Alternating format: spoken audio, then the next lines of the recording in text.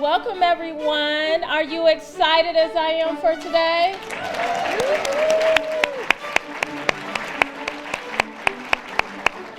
Well, we welcome you and we thank you for participating in such a joyous occasion today. This will be one of the most memorable events that you will ever attend. I'm certain of that. We are going to get started today with our invocation, and so will you join me in welcoming Rabbi Jennifer Kaluzny. Thank you.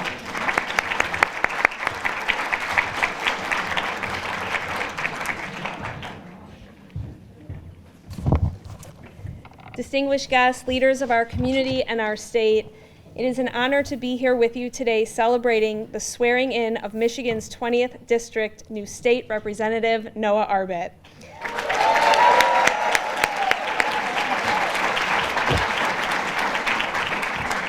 I have known Noah most of his life, first as rabbi, then as friend, and now I will proudly call him my representative.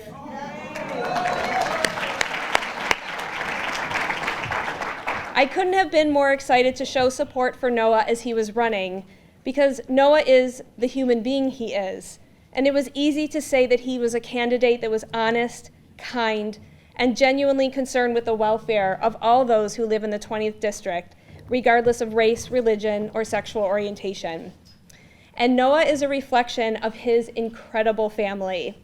The Arbit name is a Shem Tov, a good name. A name that represents generations of men and women who are honest and true, with intentions coming from a place of goodness and a desire to practice tikkun olam, making this world a better place by fixing what is breaking or what is broken. So what can we say to a leader that is about to take on a position of such gravity? As always, we can look to the Torah, the 5 books of Moses, for guidance. When Moses is transferring leadership to Joshua, Moses could have said many things. He could have said, be wise and stern, or perhaps be proud and never betray your own mission. But that is not what Moses said. Moses tells Joshua, chazak ve'ematz, be strong and of good courage. These words are far more effective for a leader of a diverse group than any other. And as Noah knows, his constituents are a diverse group. To face the challenges ahead, both from inside and outside the Capitol's historic walls, he will have to be strong. To fulfill the promises made to those he serves, he will have to dig deep and be courageous. Moses, after 40 years of wandering and, let's be honest, a lot of complaining, he knew what it took to shepherd a people to a better place and a better life. And because of this knowledge, he blesses Joshua in the most compassionate and sincere way, with strength and courage. In a world that seems to be awash with bigotry and violence, Noah, we pray that you are a beacon of hope and a source of calm. In a world where people have stopped listening to reason and to each other, we pray that your voice and your work can bring people together and work for a greater good. We know this takes more than just intellect, and Moses knew that too. So when Moses offers his words to Joshua, he also passes his spirit to Joshua. Good leaders lead with more than just intellect and statutes. They lead with heart and soul.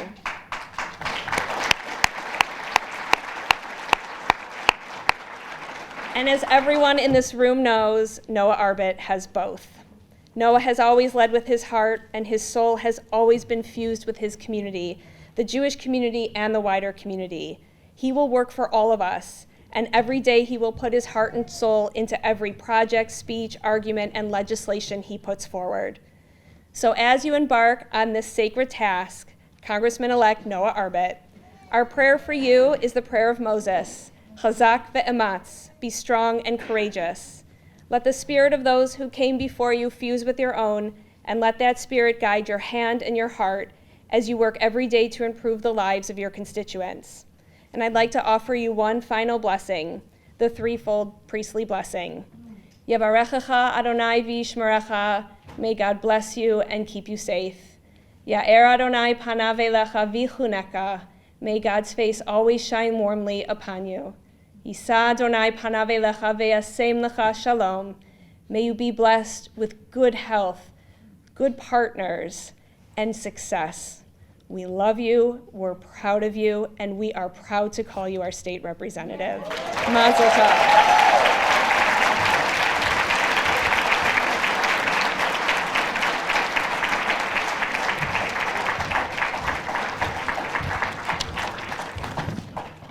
Okay, so I told myself I wasn't going to cry today, so I have to stop looking at Noah. I realized that already.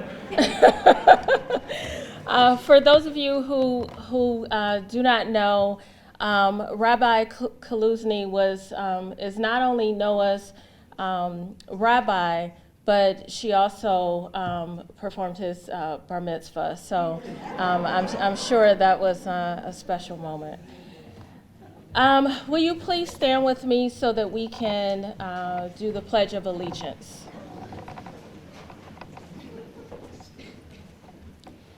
I pledge allegiance to the flag of the United States of America and to the republic for which it stands, one nation, under God, indivisible, with liberty and justice for all. Thank you.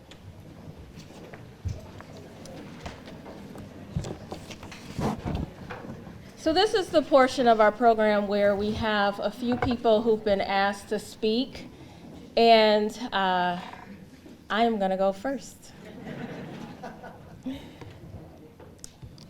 Faith is the substance of things hoped for and the evidence of things unseen. That's actually how I felt on the day that Noah and I met to discuss him running for political office. Like many of us who are called to a higher calling, he knew God was leading him to do more. But being honest, he wasn't yet 100% confident on the why and the how it would happen.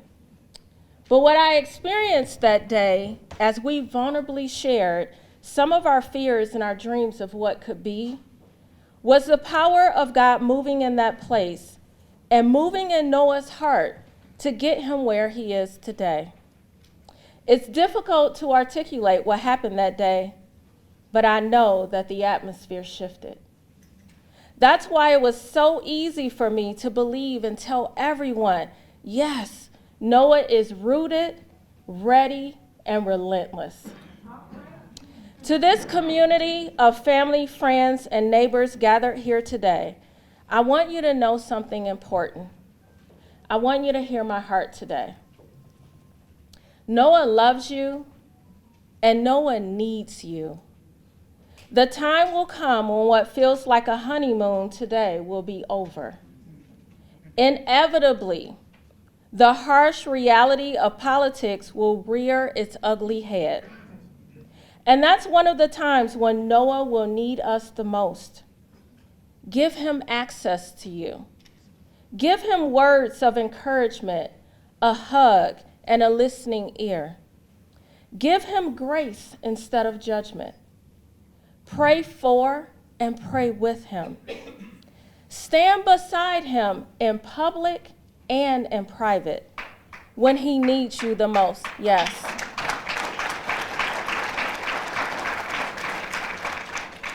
Noah is you and I.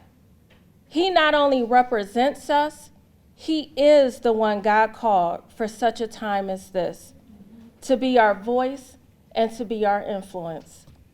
And when God calls on you to assist Noah, trust me, you'll have everything that you need to lend a helping hand and to make sure you use the influence you have, even if you don't yet realize what you possess today. I want you to know that I believe in your purpose just as much as I believe in Noah. So let's do this. And to our new leader and my dear friend, at first I couldn't figure out why I always felt so protective of you. I've actually thought about that a few times now and questioned, God, what is this? I eventually realized that the day at the lake was the beginning of a spiritual friendship, and I honestly didn't expect you to capture my heart in the way that you did. I may have lost my earthly brother, but you are that spiritual brother that God sent me.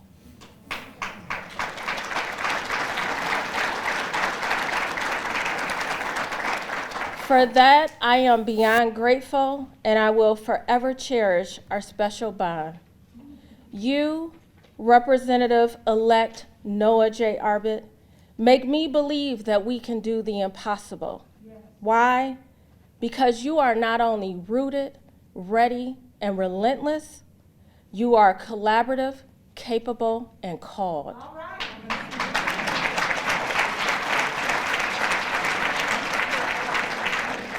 Remember the love of God, the love of your parents and family, and the love of everybody here today when times get hard. And when the impossible becomes possible, Noah, lean into it. Don't doubt it, don't question it, lean into it. Say yes to that speech. Say yes to the documentary that I believe is coming. And proudly walk through all of the doors God has opened just for you. May the light of God shine upon you, my friend. I love you. We love you. Thank you.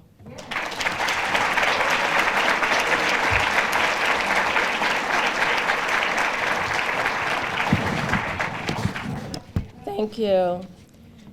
And our next speaker to bring remarks today is our very own Oakland County Clerk, Lisa Brown. She's our former state representative for West Bloomfield and Commerce, the first Democrat to represent the area since before the Civil War. We welcome Noah's Democratic predecessor, Clerk Lisa Brown.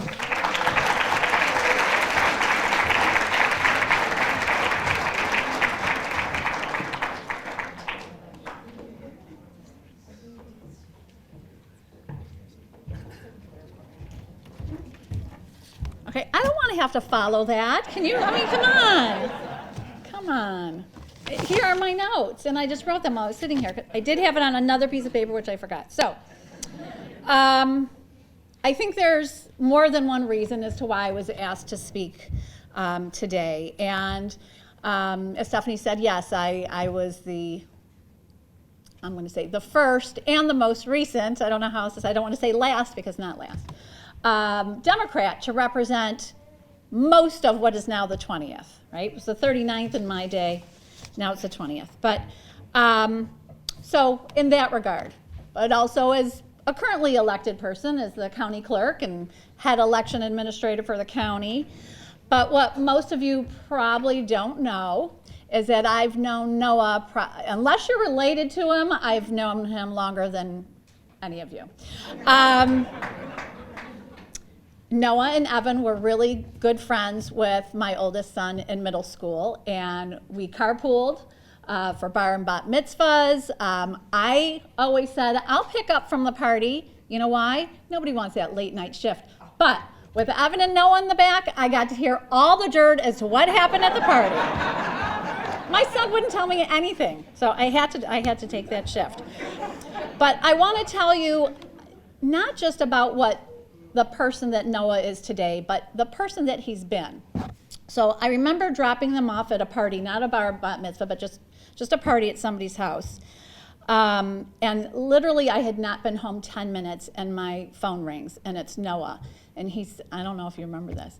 And he said, can you come get us? I said, what's wrong? Is somebody sick? He said, the kid whose party it was, his older brother just showed up and he took out a can of beer, and I'm really uncomfortable. Can you come get us?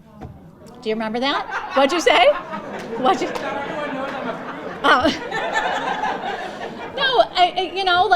He was uncomfortable because it wasn't right?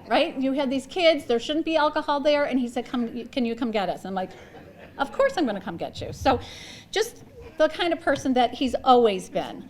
Noah has overcome a lot of obstacles, more than he should have to in his already young life. You already know what a hard worker he is to be in this position that he is today.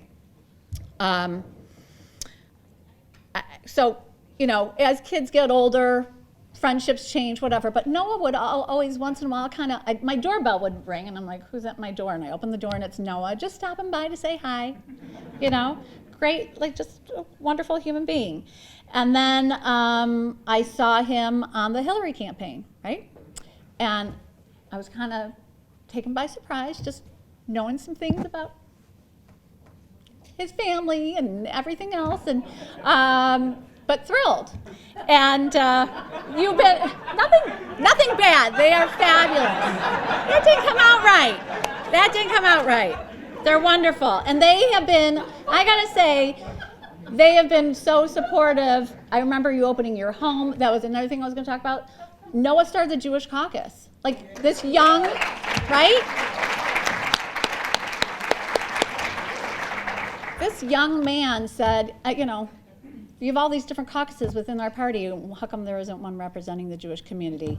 And he did that. And his parents were so gracious opening their home. I think that was the first event for it. And always giving him the support that he needed in whatever endeavor he chased after. So I remember him calling me and saying, I'm going to run for state rep. I'm like, okay, well, no, we don't know what the seat's going to look like yet, and you know, we don't know what the lines are going to be. He said, doesn't matter. I'll move. I'll do whatever. I'm okay. And he has been dedicated to that to the minute he said he was going to do it. And you know, as whatever, at my age or whatever, you wonder, okay, is the next generation going to step up and take my place? And I couldn't be any prouder that that has happened and that it's Noah that has done that. So Noah, I have some advice for you, and I know you've got some of your incoming colleagues here as well. So first of all, the lobbyists call you representative because they don't know your name, okay? So just know that. But remember that the title is representative, okay? And you do have a very diverse group of people that you are representing. Democrats, Republicans, everything in between on either side. Get to know your colleagues on both sides of the aisle. Know them as people before politics, because you'll be amazed at once you get to know somebody, you're going to find that you agree on things, maybe not everything, but there's things that you can work on together, and that is so important in this environment. And know what is a non-negotiable for yourself, okay? Be true to the character that you are, stay grounded, be flexible, but again, know what your non-negotiables are so that you don't lose yourself there, okay? And other than that, I just want to say, I know I can speak for your parents to say, we are so proud of you. We are proud of the work that you have done, the accomplishment that you have achieved, and to represent us in Lansing. Congratulations.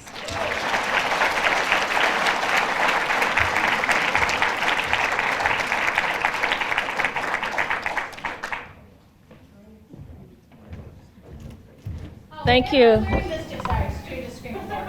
If you didn't see Noah on the campaign trail in his different blue jackets when I was getting dressed, I'm like, what should I wear today? Oh no, it had to be.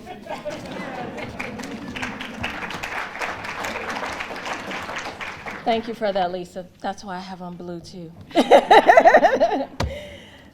So our next speaker is also someone who is not a stranger to us. Our Congresswoman for Michigan's 11th District is Congresswoman Haley Stevens.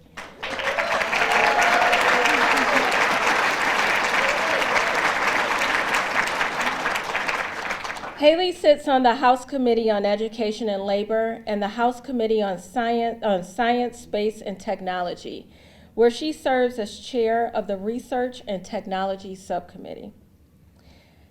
I could go on and on and on about Haley, but I won't. But I'll tell you all that I have like this ongoing text thread with Haley and Noah. Well, we talk about everything under the sun, but I'll tell you, these are two people who have absolutely captured my heart. Please put your hands together and welcome Congresswoman Haley Stevens.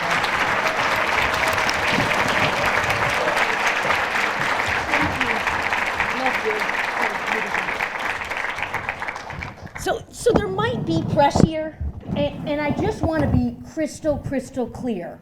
Noah Arbit is absolutely old enough to drink a beer. Okay?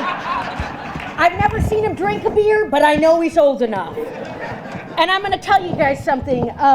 We're having a phenomenal month in Michigan, right? I think the blue wave hit our state pretty hard.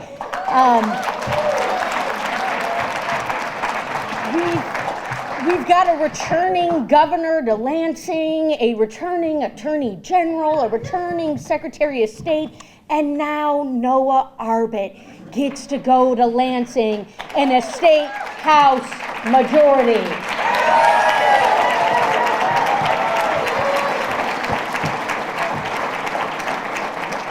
So it's pretty symbolic that we're all gathered here just less than a month before the real work begins to do Noah's swearing in. And I've got to say, I couldn't be doing what I was doing without a friend like Noah Arbit. You know, this is maybe something that many of you do not know in this audience, but he was one of my first friends in my first run for Congress. And so that text thread has been going on for a really long time. That exchanging, that note of energy, that beat of being able to learn from one another has been going on for a really long time. And we all know how special Noah Arbit is. We've all seen his drive. And there's something about when you put up your hand to run for office, right? No one called him. No one said, Noah, you absolutely have to do this. We've got a seat for you and you've got the golden path. No, he put up his hand before new lines came down. And he said, I'm gonna flip a seat and I'm gonna do it on my values. I'm gonna do it on the values of inclusivity. I'm gonna do it on the value that we must stop arming hate in this nation and in our communities. I'm gonna do it to shut out racism, and I'm gonna do it to bring a young, energetic voice to Lansing.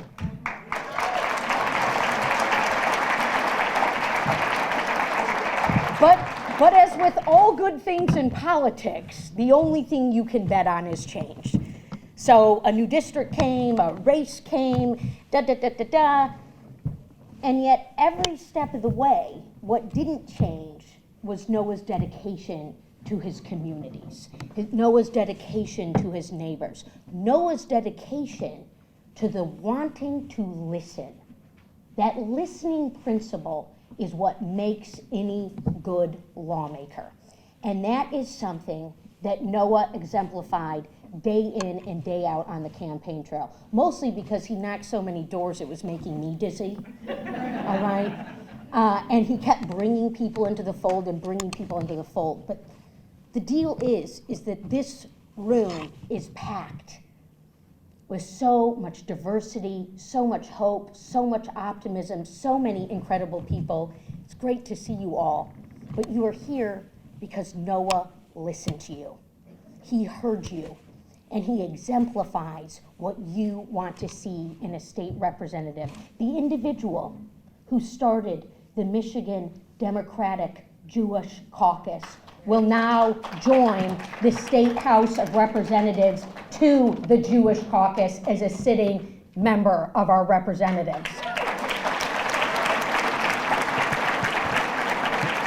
I want you all to think about what that means, because in a trying time, and I hate to say it's trying, but it is, with rising hate and tweets that we don't want to look at but are there, so much opportunity. Noah isn't just the best practice for our state, he is a best practice for this nation. I came back here this weekend, we're in the middle of budget. You might have seen we're in a torch passing moment of our own in the United States Congress.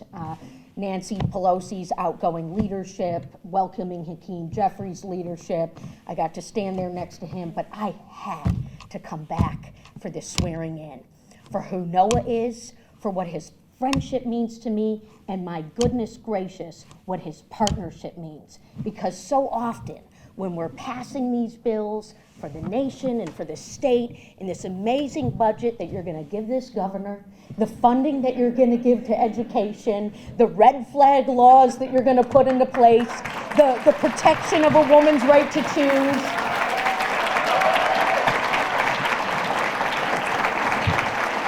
All the good that's going to come just from your voting card. But oh no, Noah's not going to stop just at that. He's already working on his bills. I'm pretty sure he's going to have half a dozen that very first day we're in office. But that's who you are, and that is why your family, who I have just loved getting to know and see in action, and yes, my mother is here, and she will tell you, you will be known as Noah Arbit's son now. I know you have a great network, but State Representative Noah Arbit's son and brother and on, and to all of your friends and community members and advocates and the people who know that you will do them justice, we couldn't be more proud of you, my friend. Congratulations.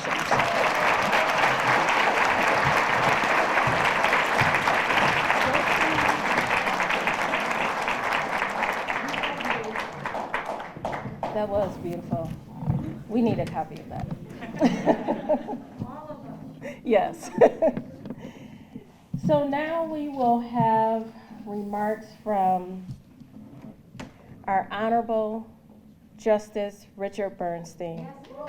Our esteemed Justice on the Michigan Supreme Court, the vanguard of ensuring the civil rights of all Michiganders. Will you please join me in a warm welcome for Justice Bernstein?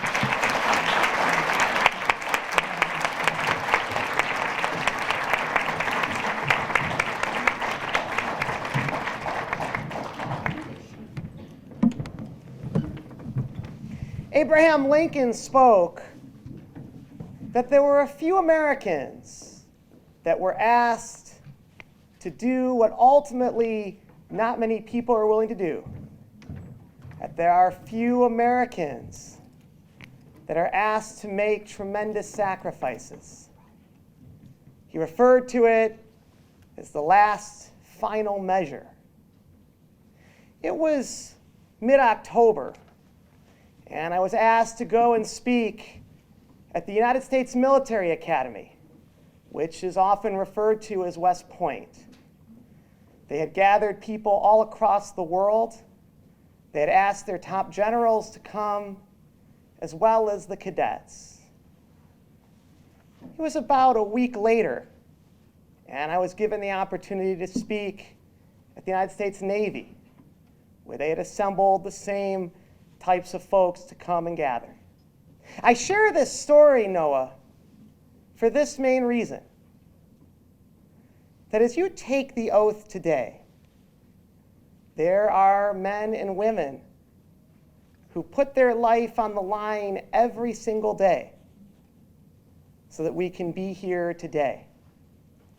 There are men and women in all of our branches that have made the ultimate sacrifice so that you could have the opportunity to take this oath, so that you could be given the chance to serve.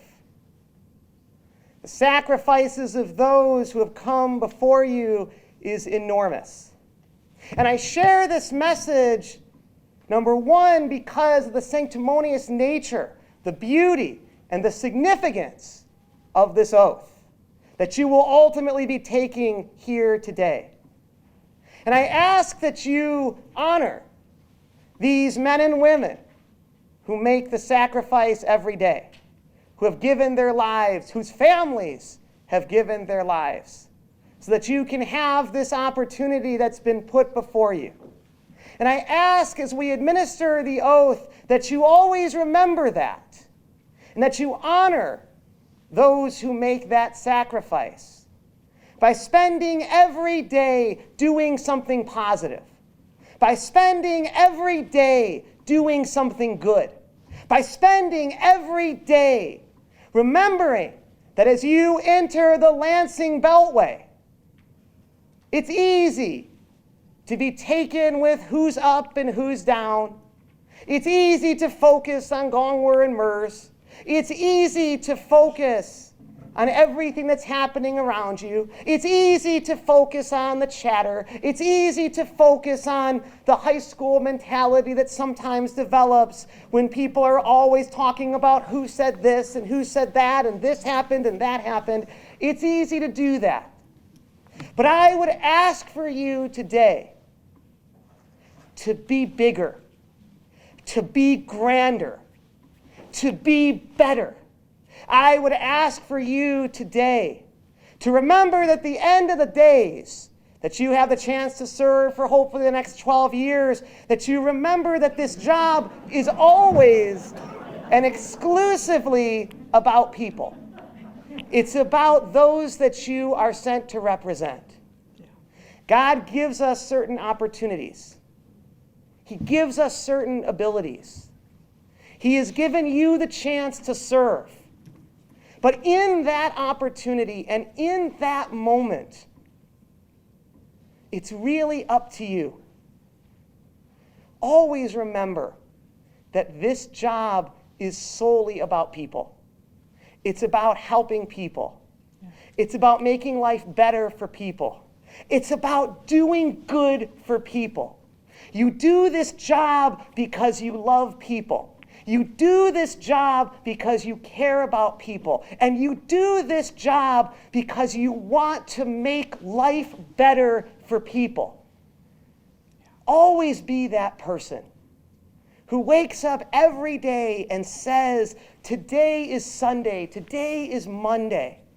I have the opportunity to do something extraordinary. I have the opportunity to impact someone.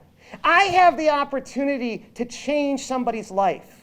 And it doesn't always have to be in legislation. It doesn't always have to be on the floor. But it's about doing things in the community. It's about being in the schools, about spending time with kids. It's just about that ability that your position gives you.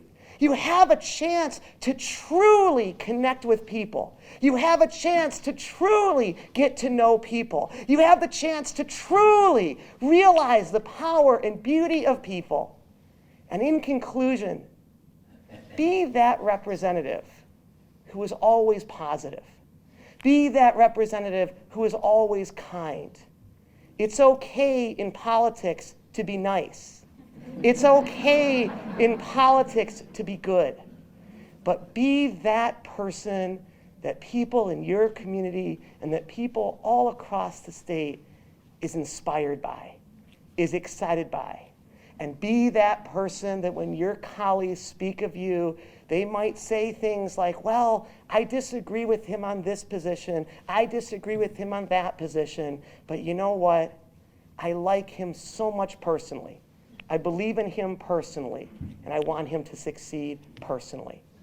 Be that guy, be that person. Make all those who grew up with you, who've known you your whole life, continue to take pride in who you are, in the man that you've become, and the representation that you're going to give.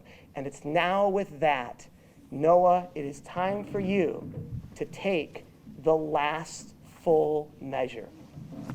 With that, we're going to have Noah's family come up, and we are also going to have, I believe the clerk, is it Deb Binder? And she's going to come up and she is going to administer the oath. We're both going to have our hands up together, and I am going to affirm the oath that you are going to be taking. Okay. Are you ready? This is the big moment. This is it. This is the big moment. Are we ready? Choreography going on. Okay, so are we ready? And we're going to hold our hands together. And again, Madam Clerk, I have to affirm after you give the oath. Got it. Okay, Thank you. let's do it. Okay, raise your right hand, repeat after me. I I, state your name. Noah Jeremy Arbit, Do solemnly swear do solemnly swear that I will support that I will support the Constitution of the United States the Constitution of the United States and the Constitution of the State of Michigan, and the Constitution of the State of Michigan, and that I will faithfully discharge the duties and that I will faithfully discharge the duties of the office of of Representative in the State Legislature Representative in the State Legislature for the term beginning January 1st, 2023, 2023, according to the best of my ability. according to the best of my ability. I affirm.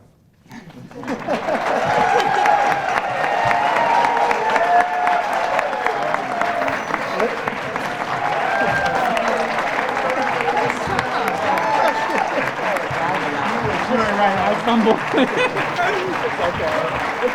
It's still legal, right, Still Justice? legal. I think we Ladies- have to sign the paper. Yeah. I think.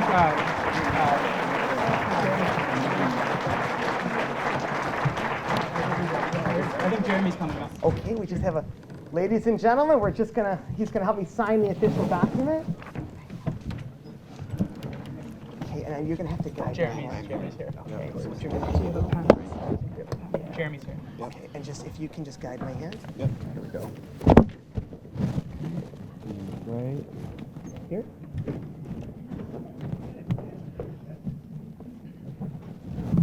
It's legal. Ladies and gentlemen, your state representative.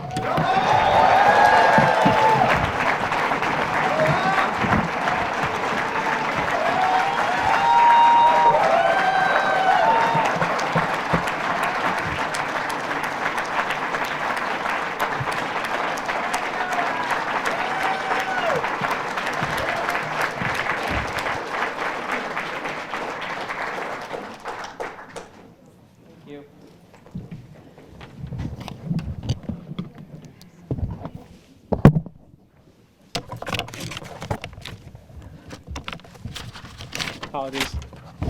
More choreographing. Thank you so much, everyone. Thank you for being here. I am so grateful. Rabbi Jen, Stephanie, Lisa, Haley, Justice Bernstein, Debbie, thank you for being here and for making this day so incredibly special. I am so thankful to each of you. Looking out at all of you, friends, family, supporters, neighbors, leaders, I am overcome with gratitude. I am so proud to stand before you today for the first time as state representative for Michigan's 20th House District.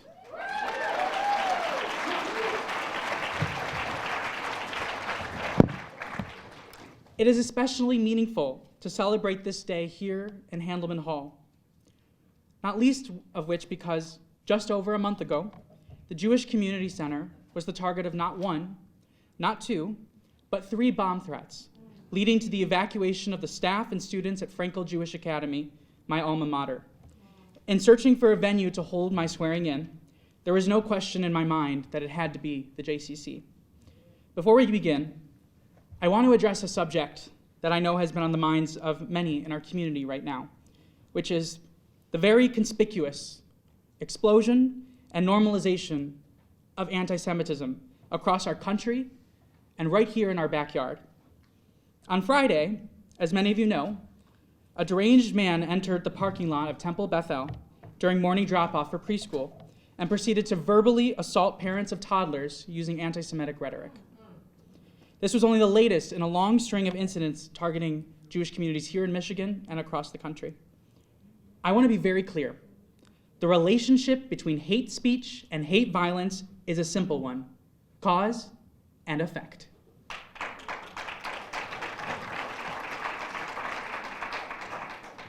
When some of the most prominent political and cultural leaders wax lyrical about the Jewish media or Jewish Hollywood or how Jews control this industry or that industry, what they are doing is sending out a call to arms against us. When they give credence and legitimacy to the worst anti-Semitic conspiracies about Jewish power, they give license to people to take violent action. That is exactly what happened in Pittsburgh and Poway. So I'm standing here today as a member of the Jewish community, as a leader in the Jewish community, as a soon-to-be leader in our state government, and as state representative for the most Jewish district in the state, to tell you that we will not be silent when it comes to anti-Semitism. We will not tolerate anti-Semitism. We will not tolerate anti-Black racism, anti-Asian racism. We will not tolerate homophobia, transphobia, Islamophobia, or prejudice against any member of our community.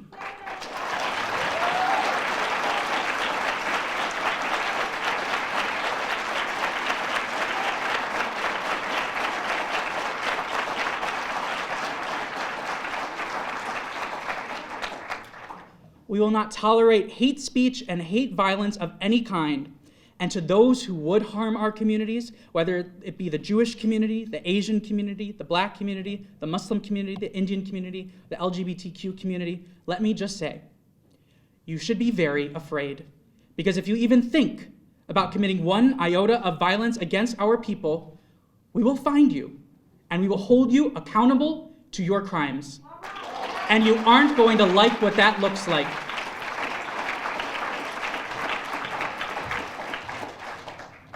As many of you know, I won this election on a campaign platform that highlighted, among many other issues, hate and extremism.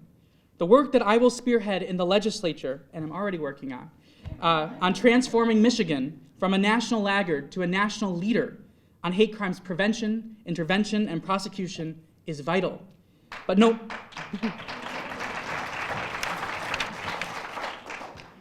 matter how much I wish it were otherwise, I cannot write a bill that gets rid of anti-Semitism or racism or homophobia or Islamophobia. What I can and will do is give Michigan the tools that we currently lack to respond, pursue justice and accountability, and create opportunities to reduce hate violence.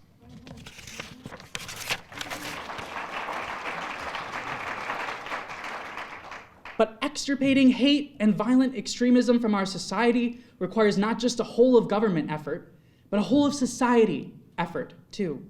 It is on each of us, individually and collectively, to cultivate spaces among ourselves, our friends, our neighbors, our children, our colleagues, where hate has no purchase. Do not allow hate speech to go unremarked when it comes before you. Call out people around you and explain. They may not know why what they said was so dangerous. This is on all of us.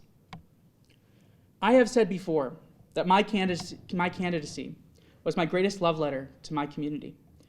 My call to service is deeply rooted in the Jewish values and traditions I was steeped in growing up here, values like justice, fidelity, and advocacy. I cannot help but think about the phrase "ledor vador," which means from generation to generation in Hebrew. Jews use this phrase to illustrate the duty to pass down our teachings and our heritage from one generation to the next. That is, after all, how the Jewish people has survived despite 2,000 years of persecution. To me, ledor vador asks us to consider not only our place in time, but also how we will use the time given to us. It prompts us to ask ourselves the tough questions. What is our role in this world? What is our responsibility to those who came before us? What do we want to leave behind for those who come after? And most of all, what will we do with our one precious life? It was in seeking to answer these questions for myself and my own life that I decided to enter politics. 6 years ago, I joined Hillary Clinton's presidential campaign as a field organizer right here in West Bloomfield and Commerce.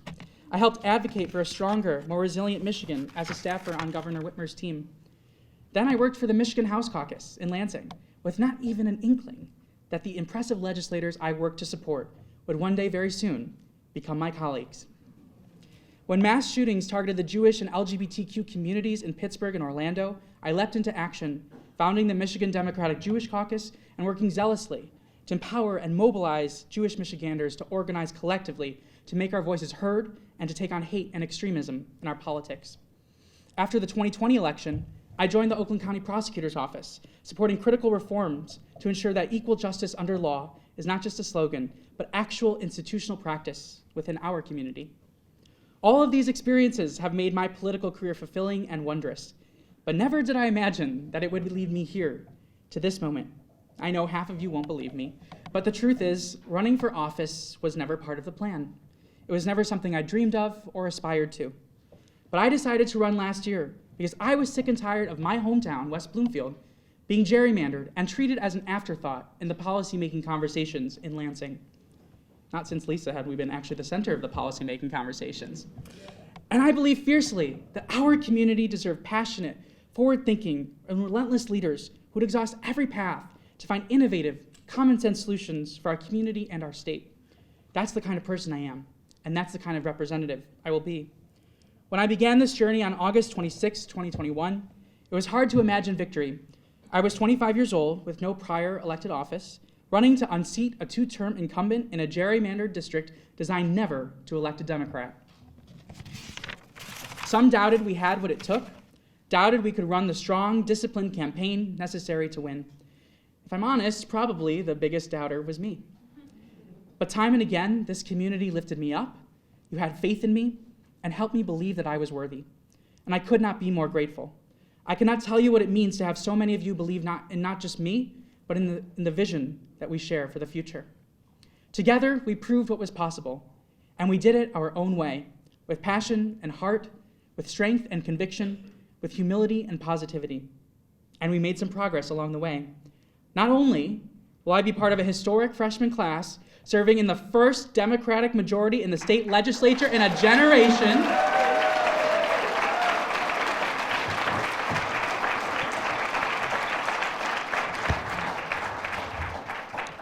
not only will I be just one of just two other Jews in the legislature alongside Samantha Steckloff and Jeremy Moss, not only will I be just the second Democrat after Lisa to represent the West Bloomfield and Commerce District since the Civil War, but I will be the youngest openly gay person ever elected to the state legislature.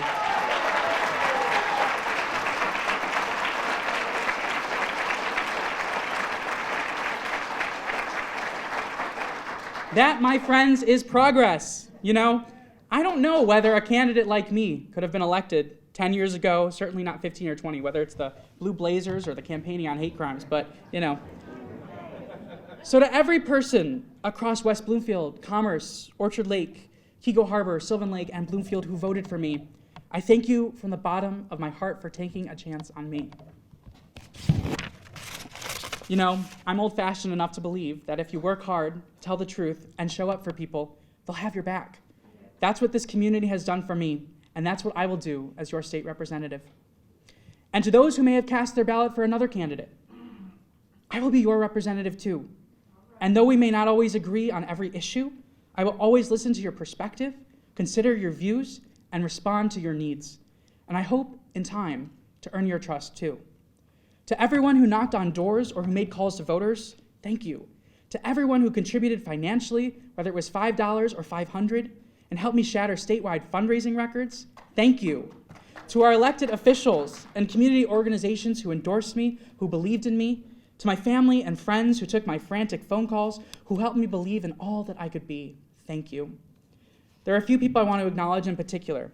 To Brenda Lawrence, Haley Stevens, Dana Nessel, Gretchen Whitmer, Dave Coulter, Steve Kaplan, Jonathan Warshay, Diane Swimmer, Debbie Binder, Marcia Gershenson, Kristen Nelson, Randy Sakwa, Stacy Brickman, Samantha Steckloff, Jeremy Moss, Mallory McMorrow, Rosemary Bayer, Duanne Sonneville, Rob Kalman, Brian Lample, Lori Gilman, John Fletcher, and Ashley Atisha.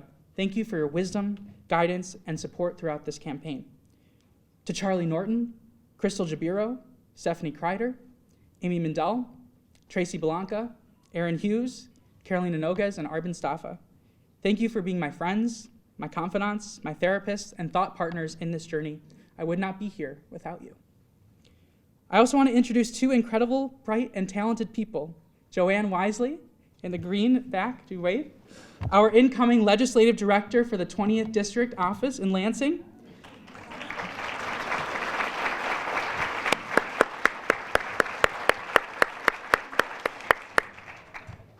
And Nick Nafso, right next to her, who will lead our constituent services for the 20th District.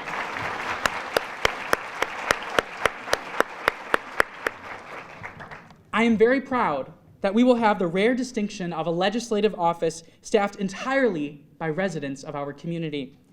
Congratulations and thank you, Joanne and Nick. I'm thrilled to have you both on our team and know that together we will serve our community and our state well.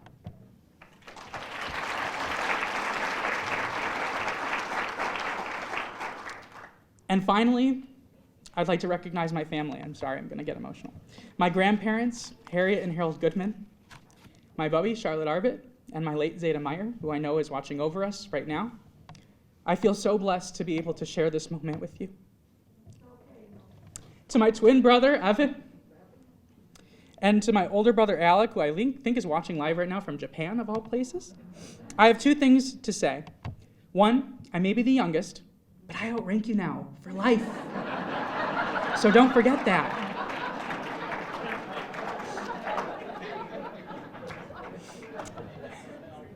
And two, my life would be so much poorer without you in it, and I love you so much. To Sarah, I'm so excited to welcome you to our family and to call you my sister. You are a wonderful addition to our family. Lastly, to my parents,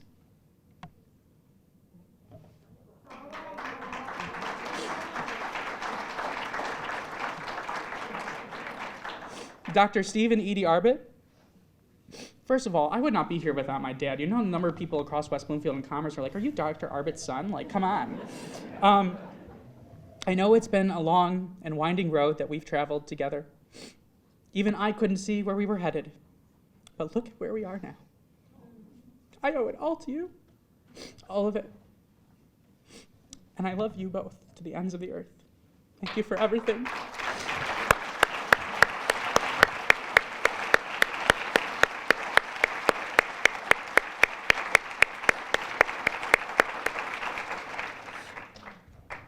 So many people helped me on this journey, but this moment is not about one person.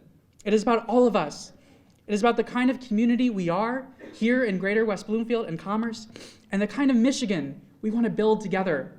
The kind of Michigan where every person has the rights and opportunities to go as far as their talents and ambitions will take them. The kind of Michigan where every child is raised believing that there are no constraints, no limits on what they can achieve. The kind of Michigan where every one of us has a chance to thrive, no matter where we come from, the color of our skin, the zip code of our home, how we worship, or who we love. That's what I believe in, and that's what I'm fighting for. This moment is so meaningful to me personally, because like so many across our state and country, I know what it's like to feel unseen, unheard, and alone. I know what it's like to not be able to see through to getting out of bed in the morning because you're stuck, because you have no hope that things will get better, that you will ever make it through the darkness. Like so many, I have struggled with depression, anxiety, ADHD, and coming out. Growing up, I was all too used to hearing my teachers tell my parents, but he has so much potential. I struggled for a long time to find my place in a world that still made me feel as if those things inside me were somehow wrong and shameful. The difference between existing in that space and standing before you today are the resources and opportunities that I had to ensure that my struggles weren't sentences. But that just isn't the case for far too many people across our community and state. And I am no more worthy than anyone from Kego Harbor to Copper Harbor who dreams just as big as I do, but doesn't have those same resources. My friends, the fact that there are people in our community and across the state of Michigan who lack access to mental health care, a quality education, affordable child care, who lack the opportunities to pursue and achieve their ambitions, that is a policy choice that we have made. And it's time to make a different one.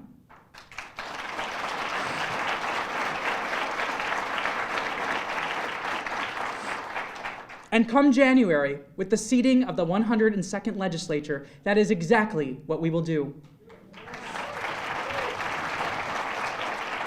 I see our esteemed Democratic Majority Floor Leader-elect, Abe Ayash, in the back, who is going to help us realize that vision.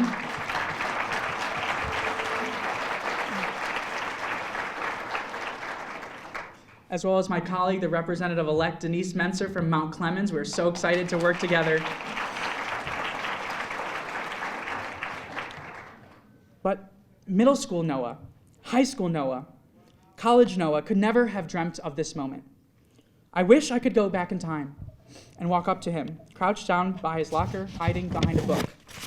I wish I could shake him by the shoulders and tell him, I know you can't see it right now. I know that you think you will always feel alone, but you will be okay. You will struggle, you will fight, but you will succeed and achieve beyond your wildest dreams. Just hold on. I can't go back in time. But if you are someone who is struggling right now, if you are having trouble seeing beyond that darkness, if you are fighting white-knuckled to stay afloat, just hold on a little while longer. Believe me when I say you will be okay. I am living proof. Just hold on. And to every gay kid, every LGBTQ kid in this state and in this country, I want you to know there are many people in this life who will try to tell you what you are or what you can be. Do not listen to them. Do not ever change for anyone. Don't waste this one precious life being anything other than that fearless, truest you. Take it from someone who wasted far too much time hiding and suffering. I have walked in your shoes and I have fought your fights, and now I will fight for you. Because standing here as your state representative, I finally feel that I am right here, right now, exactly where I am supposed to be. One of my favorite sayings goes, when I enter heaven, God will say, show me your wounds. If I say, Lord, I have no wounds, he will ask, was there nothing worth fighting for?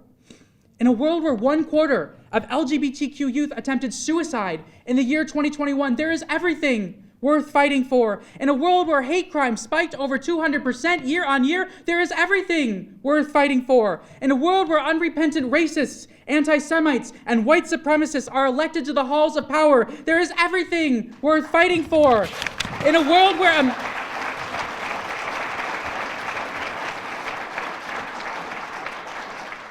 where American children cower underneath their desks in classrooms, where politicians demand teachers carry deadly weapons but refuse to fund their budgets, in a world where the right to autonomy over your own body, the right to love, the right to vote continue to be under assault, Lord, we will show you our wounds because there is everything worth fighting for.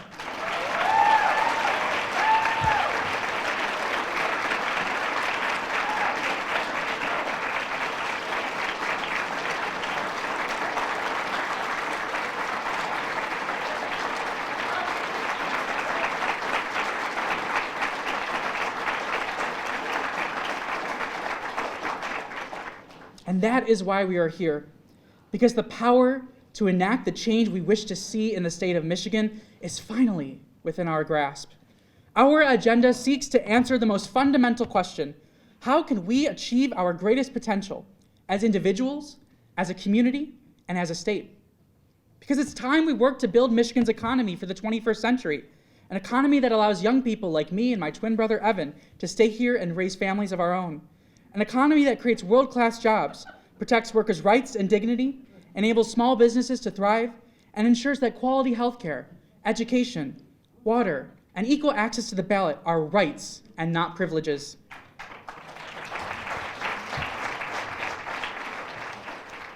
Now is our moment to begin building a more resilient Michigan. Now is our moment to invest in mental health care for kids, seniors, and everyone in between. Now is our moment to transform Michigan from national laggard to national leader on hate crimes prevention, intervention, and prosecution. Now is our moment to prove that the American dream is big enough for everyone, and the place to revitalize it is right here in the state of Michigan.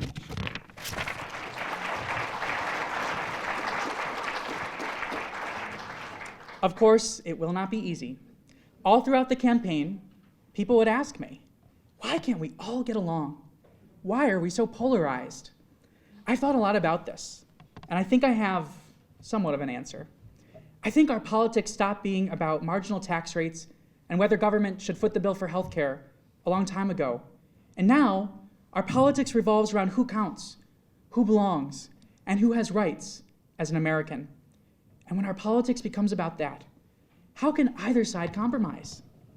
So we have to do our best to move politics out of the sphere of debating humanity and out of debating whether we are, each of us, worthy of the civic, political, and economic rights that I believe we are entitled to by dint of being American, and instead put it back into the realm of debating how to best organize our society and our economy to benefit the greatest number of people.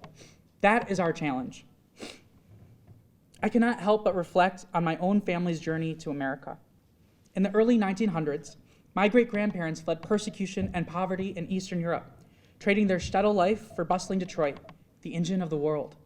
They spoke little English and had even less money, But through grit and determination, they became market vendors and shop owners. They worked relentlessly to give their children a better life than they knew. And they did. 3 generations later, I was born, although not alone. It was me and Evan.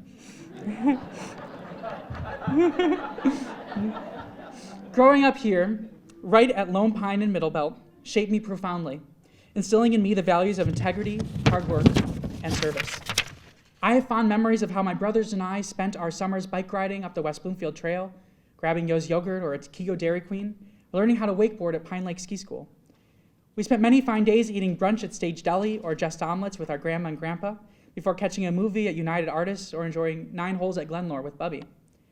My parents chose to raise my brothers and I here because they knew West Bloomfield to be a wonderful place to raise a family, and it still is. I don't believe my great-grandparents could ever have imagined this moment. But that is the beauty of this country.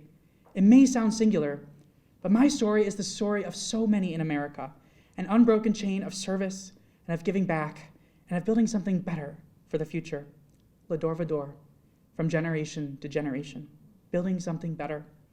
As Coretta Scott King once said, freedom is never really won. It must be earned and won in every generation. This is our moment to win that fight, and I know we will rise to that challenge together.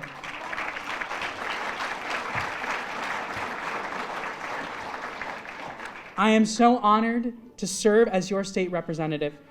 I pledge to you that I will wake up every morning and work my heart out for the people of this community I love, for West Bloomfield, Commerce, Keego Harbor, Orchard Lake, and Sylvan Lake.